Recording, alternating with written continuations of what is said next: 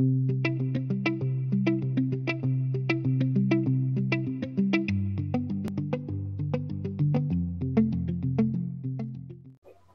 acuerdo. Hola a todos, muchas gracias por acompañarnos. Mi nombre es Lili Guerrero. Yo soy licenciada en Pedagogía, soy madre educadora en el hogar desde hace 6 años y también promotora de la filosofía educativa de Charlotte Mason. En esta ocasión, de nuevo me vuelve a acompañar Desiree Lozano, quien además de ser educadora en el hogar, también es maestra de inglés y promotora también de esta filosofía educativa de Charlotte Mason. Gracias, Desiree, por acompañarnos una vez más. Gracias a ti, Lili. Es un gusto estar aquí con ustedes. Gracias. Y bueno, me gustaría presentar a nuestros invitados de hoy. En esta ocasión tenemos el gusto de contar con la presencia de Janet Castellanos, quien es licenciada en Letras Hispánicas por la Universidad de Guadalajara y tiene una vasta experiencia como coordinadora de proyectos culturales. Ha sido miembro también de distintos comités en áreas de literatura y poética, y bueno, talleres literarios infantiles y una de verdad muy vasta experiencia. Gracias, Janet, por acompañarnos. Gracias por la invitación, Lili. Un placer. Gracias. Ahora voy a presentar también a Rafael Galeana. Él es licenciado en Administración de Empresas y especialista en Alta Dirección. Es también licenciado en Letras Hispánicas por la UNAM. Es escritor, autor, promotor cultural desde el año 2000 y ha publicado en distintas revistas y periódicos del país. Coordina la página Café Literario Club de Lectura en Facebook y también coordina cursos, talleres de escritura, lectura, así como de literatura y arte. Gracias, Rafael, por estar aquí.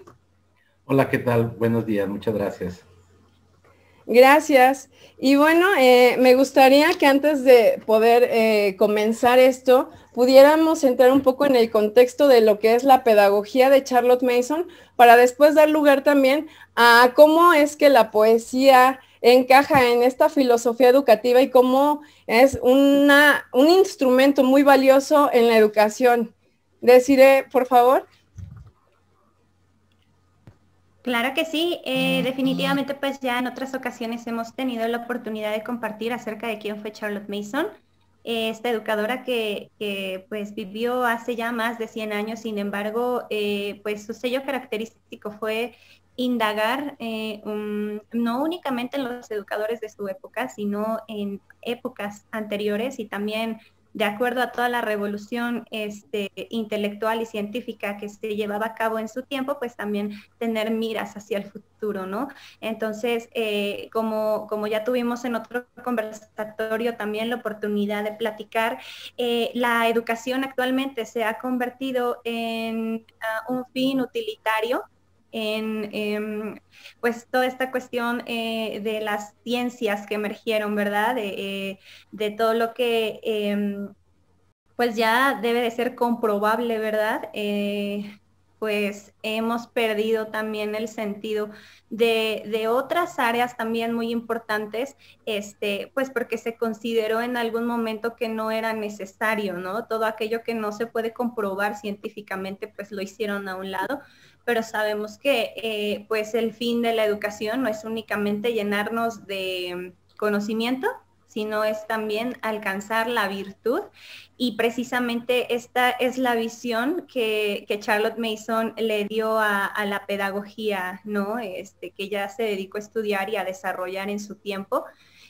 Sabemos ahora que estamos casi siendo formados para ser máquinas, ¿no? Que trabajan para servir a la sociedad, y si bien sabemos que es importante, pues esta parte, tampoco debemos descuidar que somos pues seres que tenemos espíritu, y que también debemos desarrollar todas esas habilidades más allá de lo utilitario, ¿no? Entonces, pues básicamente esta teoría es la que propone Charlotte Mason en su pedagogía.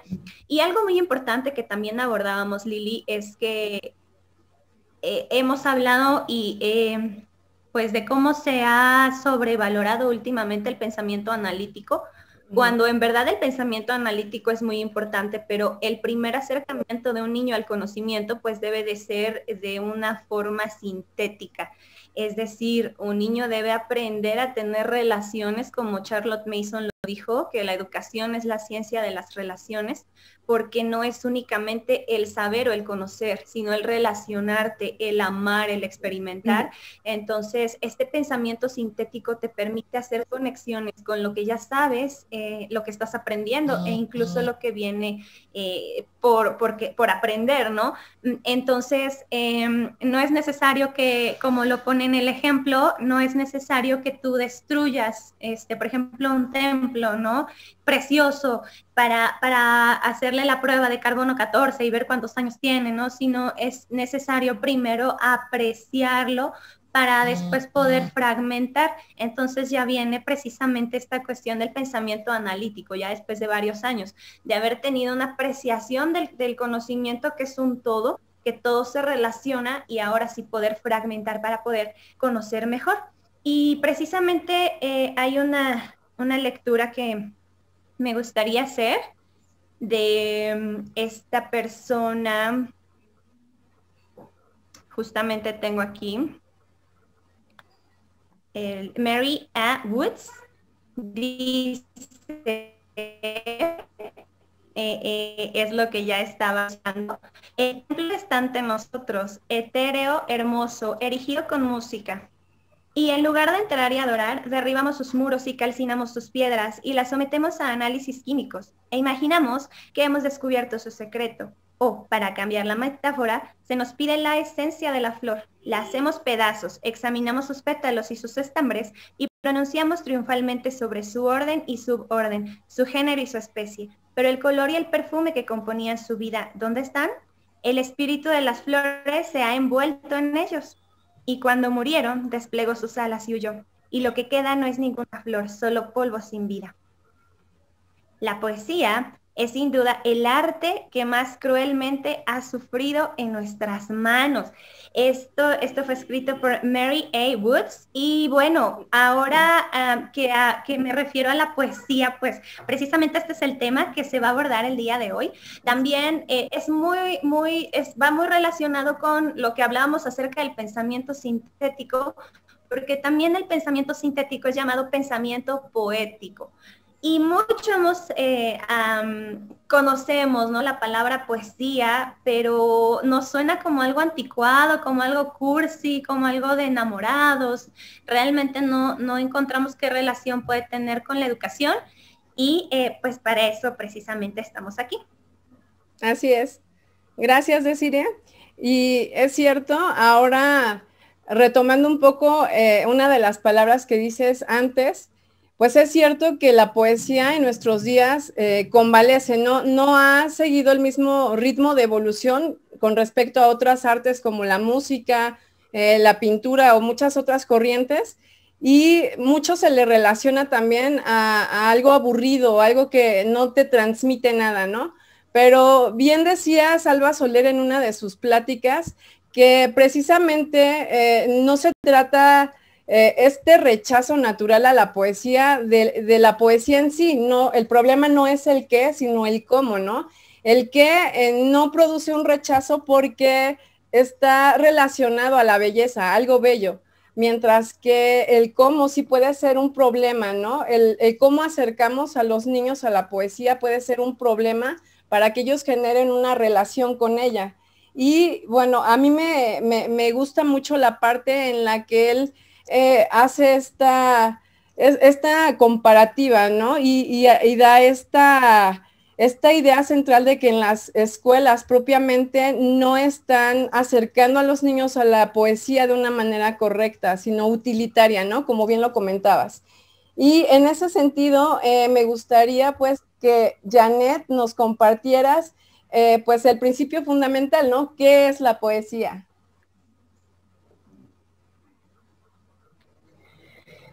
Mira, parece la pregunta más sencilla y Rafael, que también viene de formación en letras, no me dejará mentir, es una de las preguntas más complicadas que le puedes hacer de fondo a un poeta o a una persona que estudia la poesía, pero me gustaría abordarlo desde una precisión.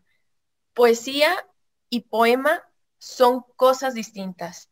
Y cuando comenzamos por ahí, podemos vislumbrar el camino para definir o para comprender. Creo que es algo que no se puede definir, pero que sí se puede llegar a comprender qué es la poesía.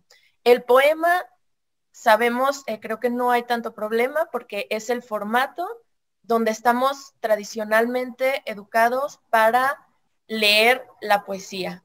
Pero la poesía no necesariamente tiene que estar en un poema. La poesía no demanda la existencia del poema para ser. ¿A qué me refiero con esto?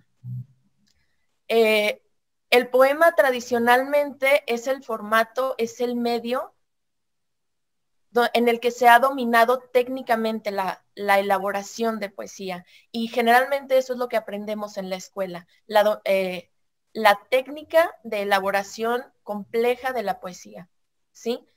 Pero en realidad la poesía la tenemos naturalmente incluso en el idioma, ¿sí? Nosotros hablamos el ritmo de elaboración de nuestras frases en español tiende a ser en octosílabos, que es la medida regular de los versos tradicionales en español.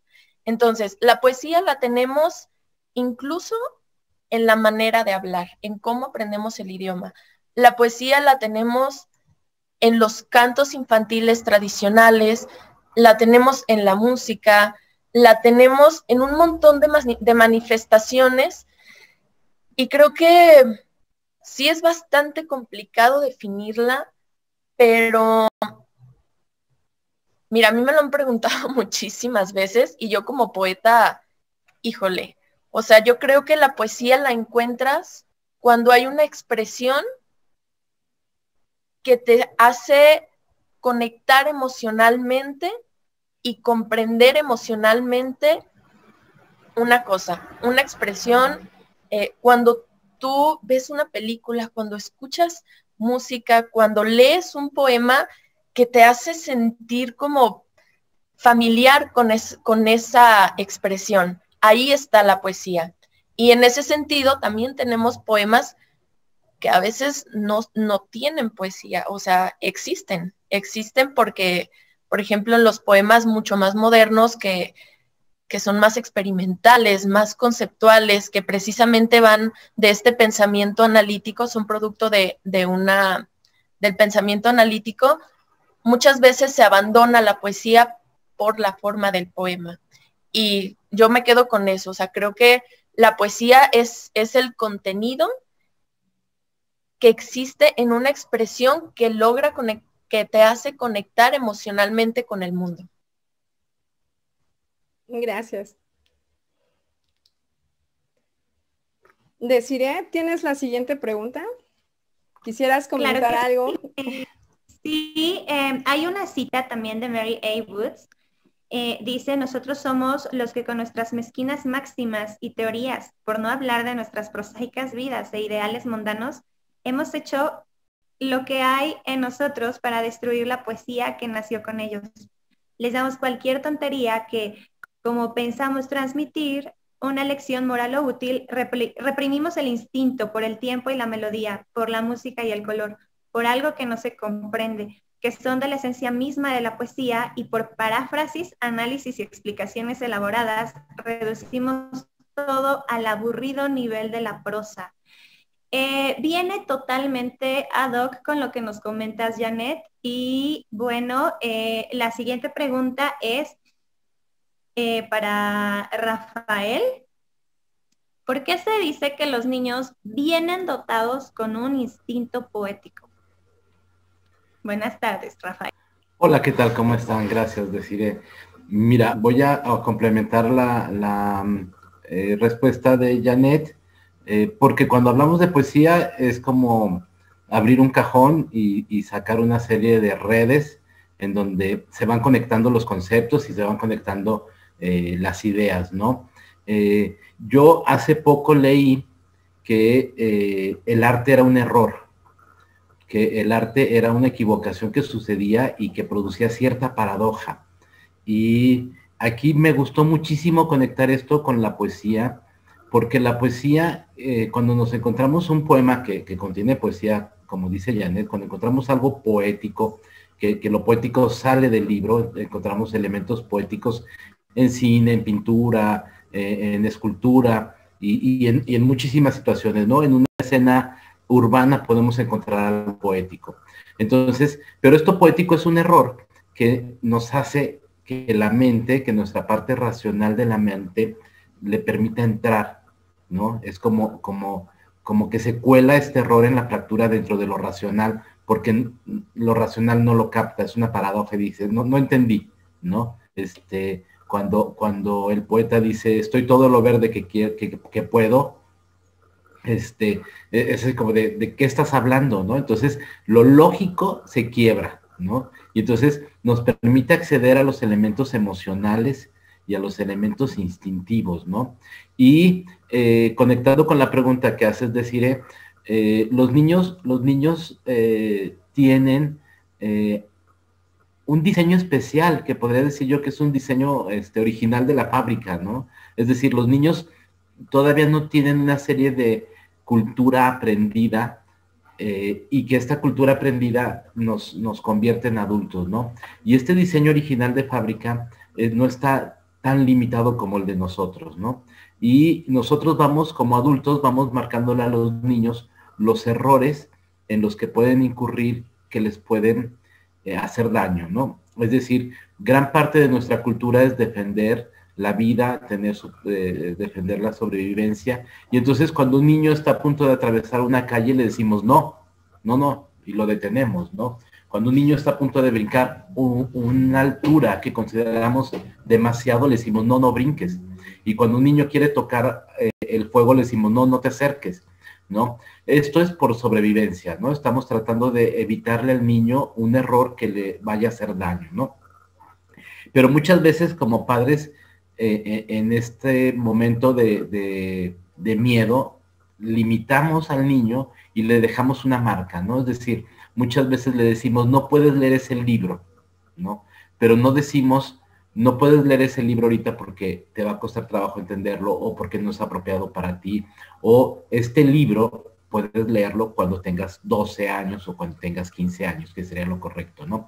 O no decimos, puedes brincar de esa altura cuando aprendas a brincar de esta altura, ¿no? Siempre en nuestro miedo la corrección viene desde el lado negativo, no desde el lado formativo, ¿no? Entonces, esto también nos limita la parte poética de los niños, porque muchas veces los niños hacen juegos de lenguaje, hacen bromas, hacen errores semánticos o gramaticales y nosotros los corregimos, ¿no? Y a veces el niño está jugando, está experimentando, está buscando formas nuevas de decir las cosas, ¿no? En gran parte la labor del poeta es recuperar ese lenguaje infantil, recuperar esa inocencia y lo mencionaban ustedes, recuperar ese momento, no sé, de gracia, ¿no? Y esto es lo que tratamos de hacer con la poesía, ¿no? Que los niños sigan teniendo un error en un ambiente controlado, un error en donde rompamos la parte lógica y nos podamos acercar a las partes emocionales y hasta instintivas, ¿no? Y muchas veces se llega hasta elementos inconscientes, porque la poesía nos permite abarcar todos estos niveles, ¿no? Entonces, bueno, pues esto creo que es pues un poquito mi respuesta a las dos preguntas y la importancia de la poesía para que podamos tener ese como estado del diseño original de fábrica o de gracia, ¿no? Sí, muchas gracias, Rafael. Y sí, retomando un poco esta parte, vemos que los niños, por ejemplo, están abiertos a este tipo de enseñanza de la poesía desde el principio.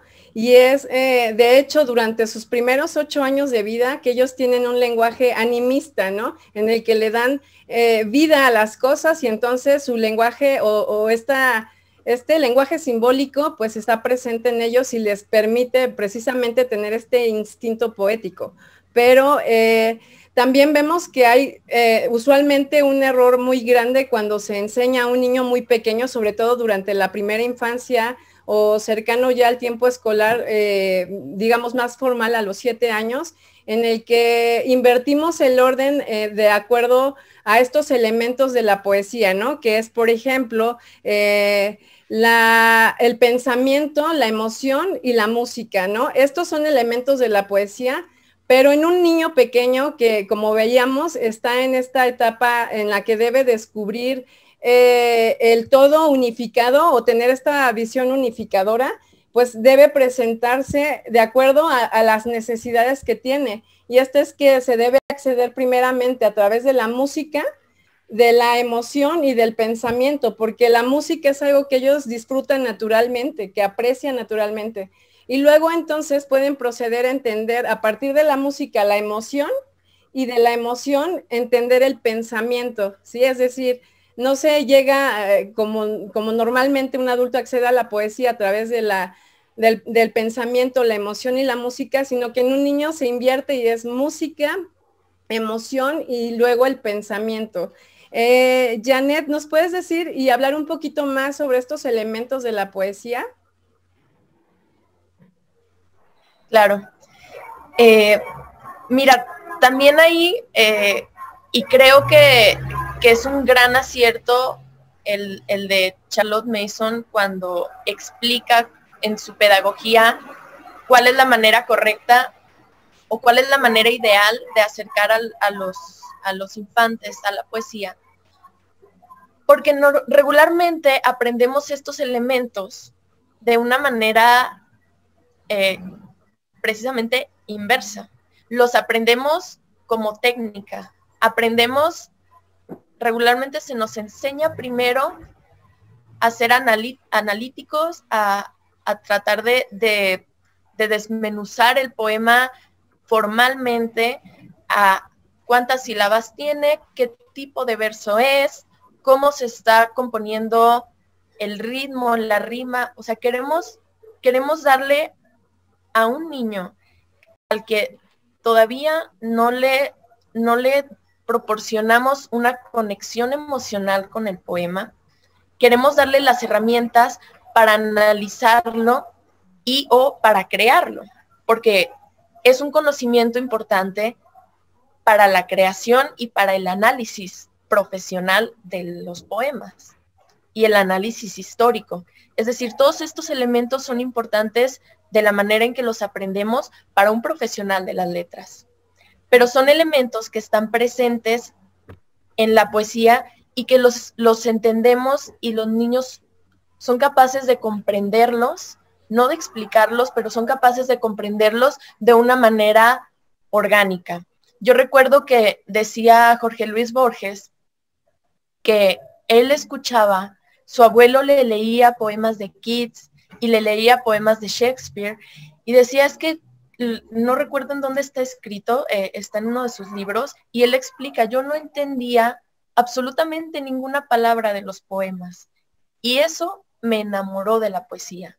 ¿Por qué? Porque él se enamoró del ritmo, tenían una composición tan precisa, una cierta cantidad de sílabas que era perfecta, un ritmo constante, pero él no entendía y no necesitaba entender y no necesitaba nombrar qué tipo de rima era, no necesitaba nombrar, pero sí lo comprendía. Y eso lo enamoró de la poesía, y creo que hay muchísimos poetas que te pueden explicar lo mismo. Entonces son elementos importantes, pero no hay necesidad de explicarlos de una manera tan técnica, de aprenderlos de una manera tan técnica, porque es un aprendizaje natural. Y vuelvo a lo que comentaba en la pregunta anterior. Nosotros aprendemos nuestro ritmo del español es octosilábico, que es el ritmo más común de la poesía en español.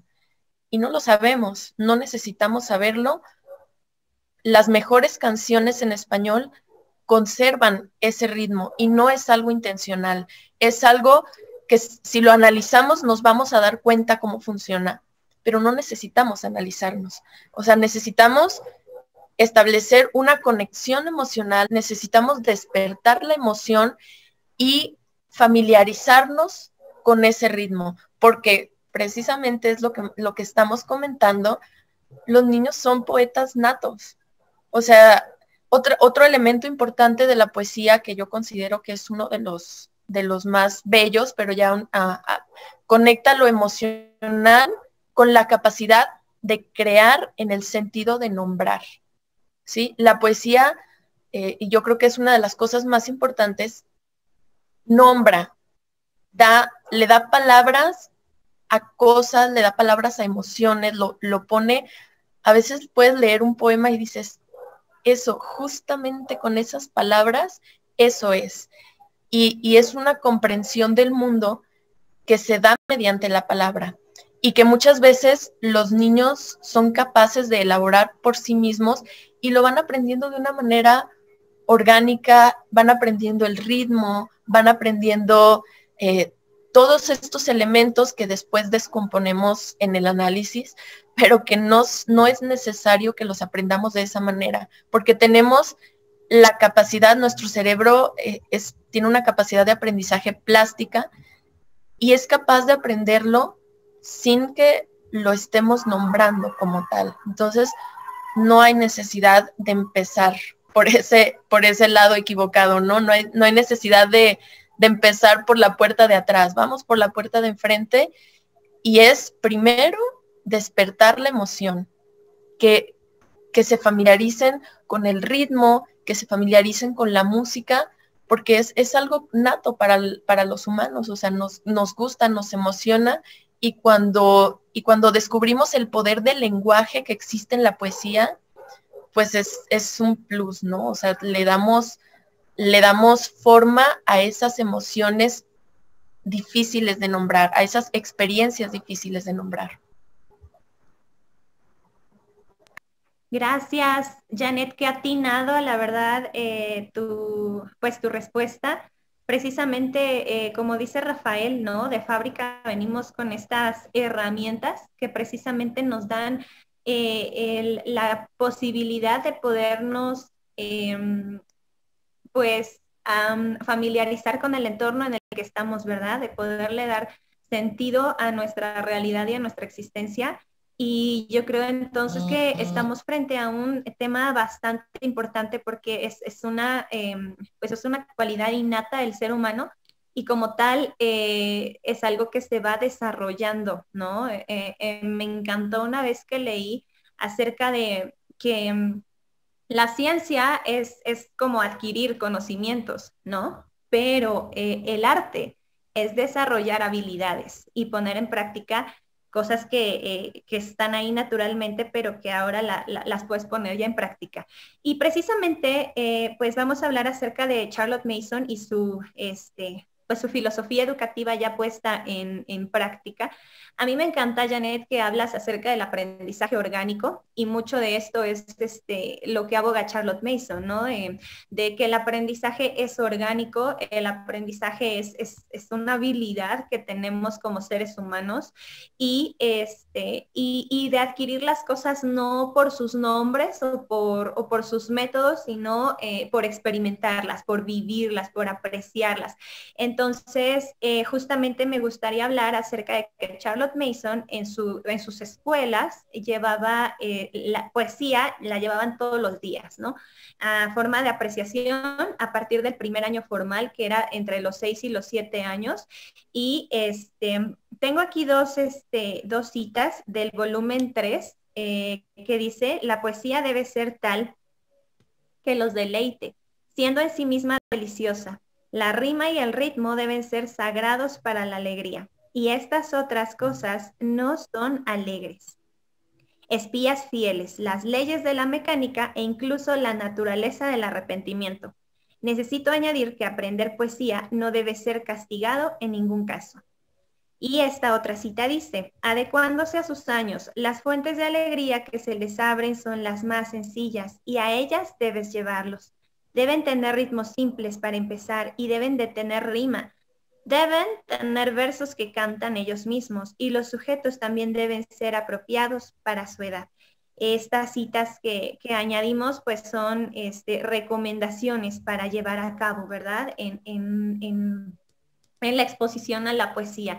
Y Rafael, nos gustaría mucho que nos pudieras apoyar acerca de esto, ¿no? ¿Cómo sugieres que con estas recomendaciones previas de Charlotte Mason, que podamos llevar a cabo la exposición diaria a la poesía con nuestros niños? Sí, mira, la poesía inicialmente es canto, es música, es ritmo. Sin estos elementos rítmicos o esta musicalidad, el poema no cumple su función, ¿no? Antes, como bien lo mencionaban, antes de poder acceder a un elemento emocional del poema, el poema se nos acerca por el oído, ¿no? Y a través del oído lo sentimos en el cuerpo. Un poema se percibe en todo el cuerpo a través de este ritmo, de esta cadencia que se va creando. Y la cadencia se crea con dos elementos, ¿no? Con la métrica y con los acentos, ¿no? Entonces esto va creando una serie de ritmos, ¿no? Los ritmos más tradicionales, estamos hablando de los sonetos, por ejemplo, en donde los acentos van cayendo en cierto lugar y van creando un ritmo, ¿no? Y con el paso del tiempo hemos tenido nuevos ritmos, ¿no?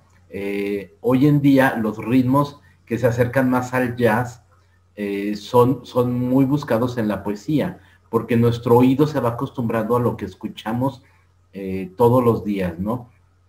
Entonces, obviamente que cuando teníamos muchísima música clásica, cuando había muchísima música barroca y no se escuchaba ninguna otra música, los ritmos eran semejantes a estos, porque los poetas los copiaban estos ritmos, ¿no? Entonces, por ejemplo, los sonetos que son muy tradicionales están muy apegados a estos ritmos, ¿no? Y conforme pasa el tiempo tenemos una multiplicidad de ritmos, ¿no? Yo creo que si bien tenemos que conocer algo de los ritmos clásicos, también tenemos que acercarnos a los ritmos que los niños están escuchando, ¿no? Y a los ritmos que los niños están usando. Pero debe de haber ritmo y debe de haber musicalidad, ¿no? Y tenemos una serie de poemas que, vaya, sin que la poesía llegue a ser inapropiada en algún momento, sí hay poesía más apropiada para ciertas edades, ¿no? Es decir, los niños tienen una serie de intereses por su edad que los va llevando a conocer cierta poesía, ¿no? Entonces, hay una serie de poemas que pudieran ser amorosos, que a los niños a lo mejor todavía no les interesa, ¿no? Es decir, hay ciertos temas que van surgiendo con la edad cronológica a cada interés, ¿no? Entonces, bueno, sí hay hay muchísima poesía. La poesía es, podríamos decir que una de las acciones más recurrentes entre la gente. O sea, hay gente que hace poesía en su casa, hay gente que escribe y no se llega a publicar, pero hay muchísima gente que hace poesía, ¿no? Entonces, de entre todo esto se puede elegir los poemas más adecuados, los poemas con más ritmos y más musicalidad y más apropiados para cada edad.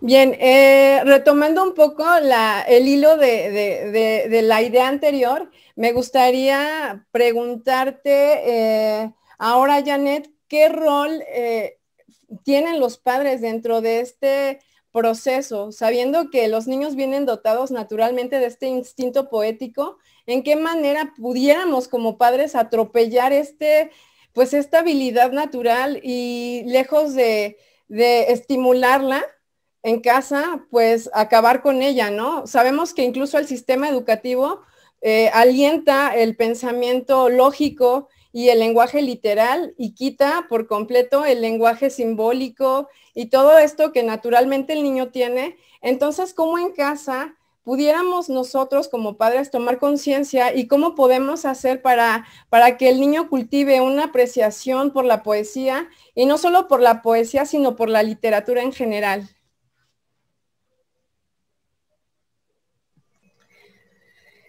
Fíjate que yo creo que esa es creo que es la pregunta más importante de todas, porque en primer lugar, con los padres existe la conexión emocional más importante.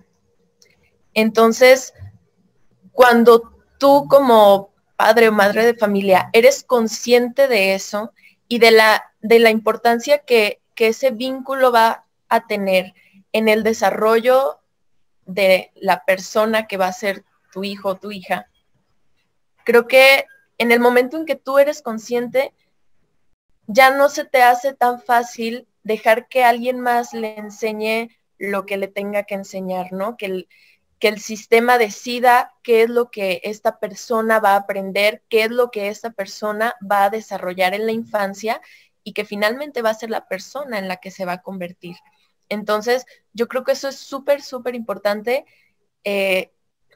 Como padre, darte cuenta que la conexión emocional va a ser que el conocimiento o que la actividad que estás realizando con el niño, en este caso la lectura de poesía, sea más significativa para él y eso va a facilitar enormemente el aprendizaje, ¿sí?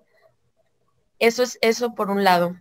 Por otro, yo creo que el rol también que tienen los papás es un rol muy importante y en el que hay que tener cuidado, es en la selección de la poesía que estamos proporcionándole. ¿Por qué?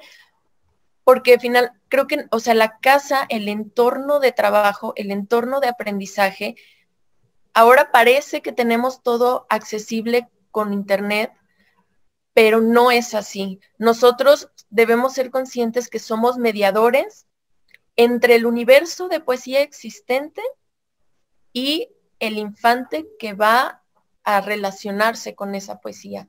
Entonces, yo tengo que fungir como mediador, tengo que seleccionar, tengo que buscar y tengo que acercar ese material a la vida diaria del niño o de la niña, ¿no? O sea, creo que también ser conscientes de eso nos va a ayudar a facilitarle el material, porque no es cierto que lo tenemos a la mano en internet, ¿no? Internet es un mundo que está ahí y al que difícilmente tenemos acceso, por muchas razones, por los algoritmos, porque no sabemos qué buscar. Entonces, el camino lo marcamos nosotros al acercar el material apropiado. Y creo que otro punto importante que yo destacaría en el rol que tenemos como mediadores es el de dejar espacio a lo indeterminado, ¿sí? Yo me he percatado de que muchos padres o madres más modernos tratan de nombrar todo y tratan de dar todas las respuestas, ¿sí? Especialmente aquellos que tienen formación en ciencias exactas o en ciencias más duras, tienen la tendencia a nombrar todo, a dar todas las respuestas, ¿sí? A explicar, ¿esto qué es? Es esto, esto y esto, por esto y por esto, ¿sí? O cualquier pregunta que hacen, hay que dejar espacio a lo indeterminado. ¿Por qué? Porque eso va a hacer que ellos busquen respuestas. Y eso es importante, o sea, es importante dar espacio a la capacidad creadora, a la capacidad creativa, a la sensibilidad. Cuando nosotros no damos una respuesta inmediata, cuando no nombramos, estamos dando oportunidad de que el niño cree sus respuestas. Y eso, o sea, además, a nivel neurológico, eso es importante porque hay ciertos tipos de sinapsis cerebrales que solamente se crean cuando tienes un espacio indeterminado de información, cuando tienes un espacio vacío y tienes que llenarlo. Entonces yo creo que la poesía es fundamental, o sea, me parece un error garrafal que en el sistema de educación no tengamos esa experiencia directa con la poesía, porque la poesía nos abre las puertas a desarrollar nuestra capacidad de nombrar, a desarrollar nuestra capacidad de crear, a desarrollar nuestra sensibilidad, que es algo que estamos perdiendo cada vez más con cada generación. Entonces, si somos conscientes de esas cosas, de que hay que desarrollar la sensibilidad, hay que dar espacio a lo indeterminado y que nuestro rol que nadie puede, nuestro rol más importante que nadie puede sustituir es el de ser mediadores. O sea, nosotros tenemos la gran responsabilidad de elegir el material y de acercarlo, ¿sí? Porque está ahí, claro, es un mundo muy grande, pero si nosotros no lo acercamos, es mucho más difícil, va a llevar mucho más tiempo que el niño encuentre la poesía que le gusta, que el niño encuentre, que desarrolle su gusto personal, que desarrolle un oído para ver, bueno, esto me gusta más, esto no me gusta. Y a veces pensamos como recibimos una educación muy formal, a veces pensamos que es difícil, pensamos que los poemas clásicos son muy difíciles, que la música clásica es algo muy complejo, y no, cuando nos familiarizamos con esos contenidos, nos sorprendemos nosotros mismos descubriendo que identificamos el estilo del autor, y eso es parte de la propuesta de Charlotte Mason, ¿no? Que al irte familiarizando con un solo autor, al irlo leyendo constantemente y de manera tranquila, sin forzar, sin que tenga que dar respuestas rápidas, eso desarrolla el gusto personal y desarrolla la capacidad, especialmente la capacidad auditiva, para identificar estilos, para identificar ritmos, para identificar tipos de composición. Es algo que sucede de manera natural. Entonces, sí, como padres, es bueno que seamos conscientes de eso y que seamos capaces de darle ese material para un conocimiento y una capacidad que el niño solo va a desarrollar desde el momento en que nosotros se la damos, porque ya hay una conexión emocional, porque somos los padres. Gracias. Justamente, Janet, me llama la atención dos aspectos que tomas, y es precisamente el tema de la atmósfera, el tema de que como padres somos responsables de proporcionar los medios. No es lo mismo ser tú el que va a elegir los materiales que acercas a tus hijos, que ponerte en medio cuando él ya está interactuando con el conocimiento y con el material que le estás ofreciendo, ¿no? Tú le das este banquete de ideas, pero él es el que va a degustar todo lo que tiene enfrente, ¿no?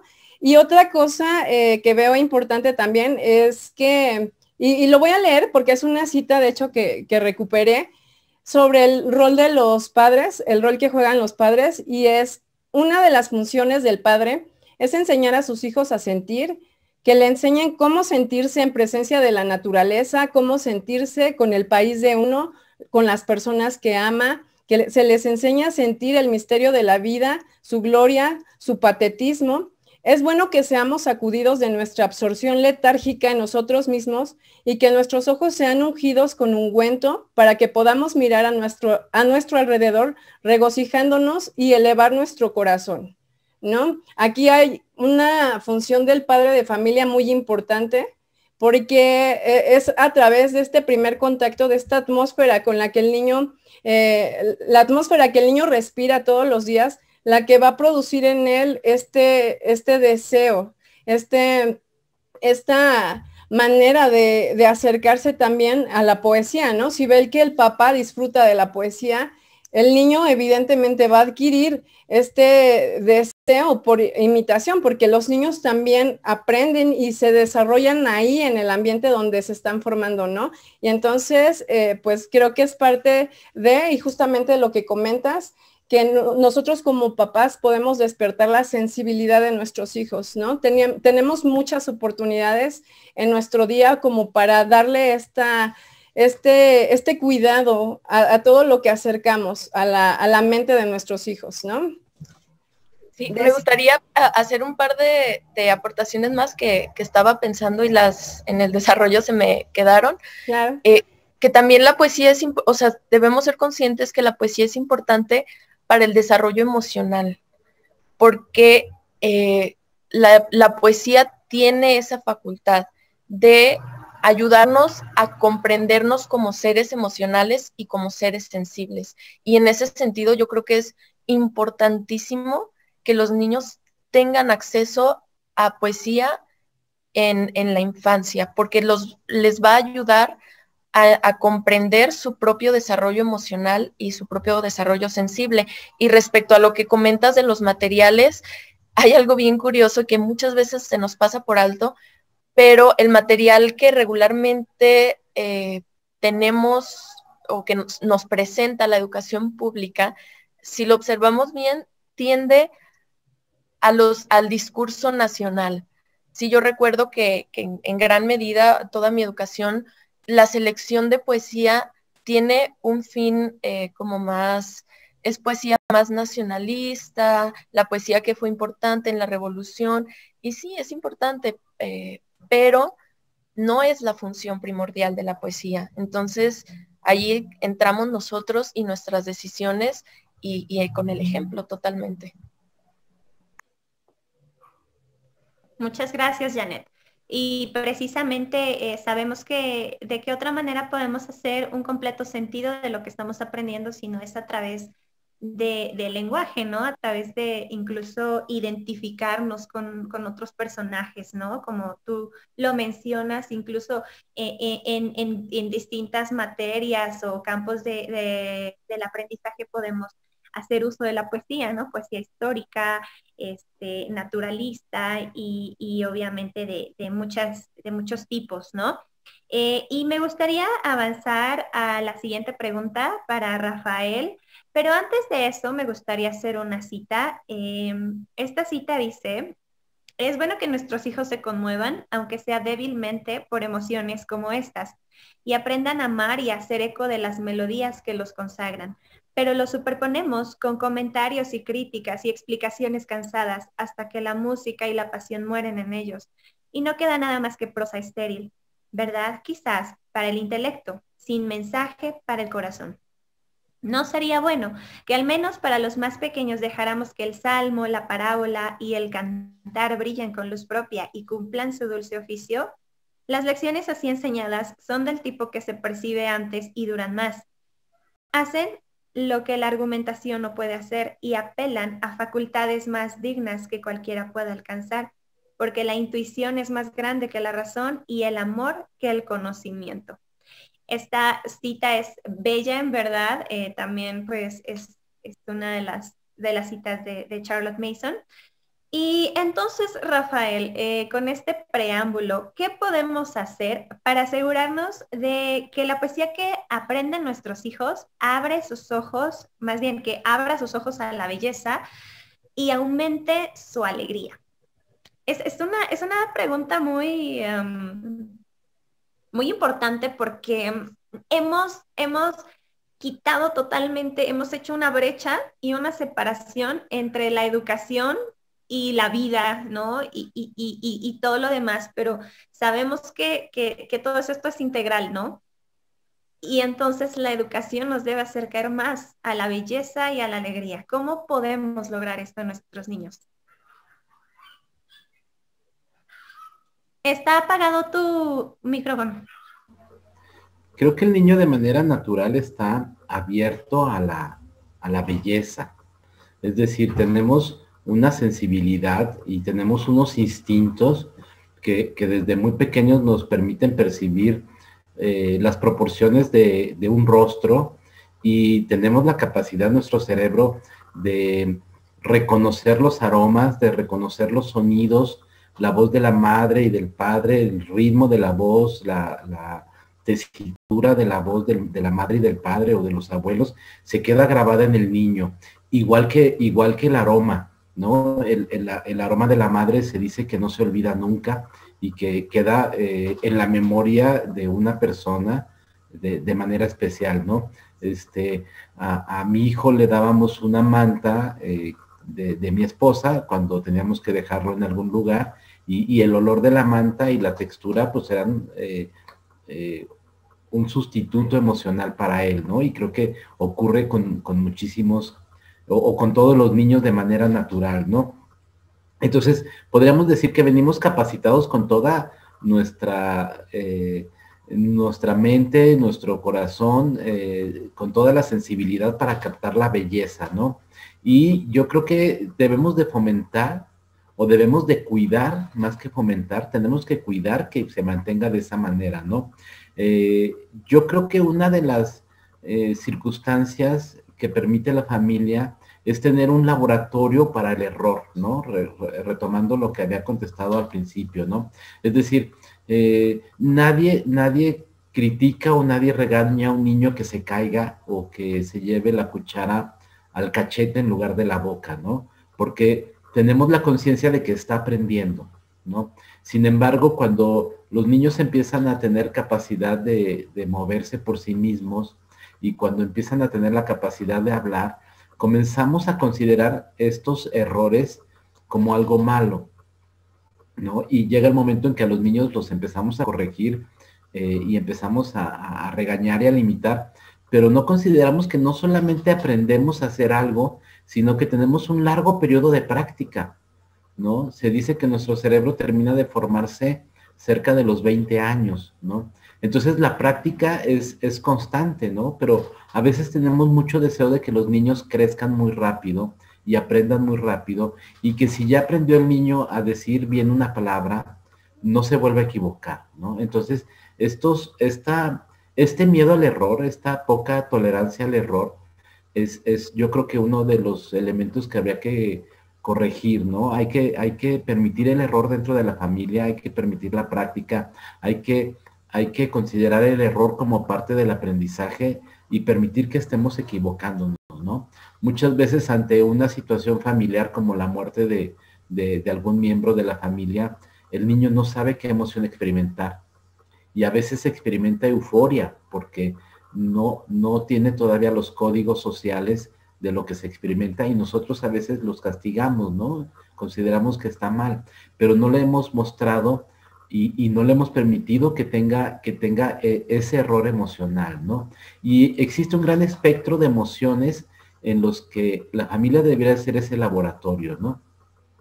Y bueno, en cuanto a la pregunta, el acercamiento a la belleza, pues yo creo que en los niños es conservar esa inocencia, buscar cuidarla, permitir el error, permitir el acercamiento a las cosas bellas, y de manera natural el niño va a seguir buscando más, ¿no? Hay algo que comentaba Janet que se refiere a las preguntas. Se dice muchísimo que la poesía y el arte en general no da respuestas, lo que nos ofrece son preguntas, y estas preguntas son hacia nosotros, hacia el interior de nosotros, y muchísimas veces nosotros configuramos el pensamiento y las emociones de un niño dando respuestas, ¿no? En lugar de preguntarle, ¿qué sentiste? ¿Qué pensaste? ¿Qué viste? ¿No? ¿Qué te emocionó? Nosotros trasladamos nuestra experiencia en lugar de buscar en la experiencia de ellos, ¿no? Y en este sentido nosotros vivimos con el homeschooling de mi hijo, que hay cierta intención en las escuelas de llenar al niño de información, de llenar al niño de aprendizaje, como si fuese un envase al que se le añade, ¿no? Cuando empezamos con el proceso de homeschooling, nos dimos cuenta y platicando con otras familias que había que, más que llenar al niño de conocimiento, avivar la llama de su curiosidad, ¿no? Y a irle acercando poco a poco, al igual que se prende un fuego en los programas de televisión que aún lo hacen a mano, ir agregando virutas pequeñas, fáciles de consumir, ¿no? Y conforme ese fuego se va avivando, se van acercando maderos más grandes, ¿no? Y de igual manera con la poesía. Si nosotros le soltamos Primero Sueño de Sor Juana Inés de la Cruz a un niño, obviamente vamos a apagar ese fuego, ¿no? Tenemos que acercar algún poema de García Lorca, ¿no? Uno de sus poemas infantiles, de sus metáforas pequeñas. Y entonces uno va acercando ese tipo de poesías que el niño va consumiendo y va agregando a su fuego, ¿no? Y entonces se va construyendo una estructura poética en donde el niño va accediendo a poemas accesibles para él, disfrutables, con métrica, con sonoridad, con ritmo, con rimas, y conforme él va aprendiendo, tomando esto, puede ir tomando poemas más complejos, ¿no? Entonces yo creo que esa es una de las formas de ir conociendo al niño, ir acercándole estas virutas pequeñas para que las vaya consumiendo y poco a poco ir alimentando sus inquietudes, ¿no?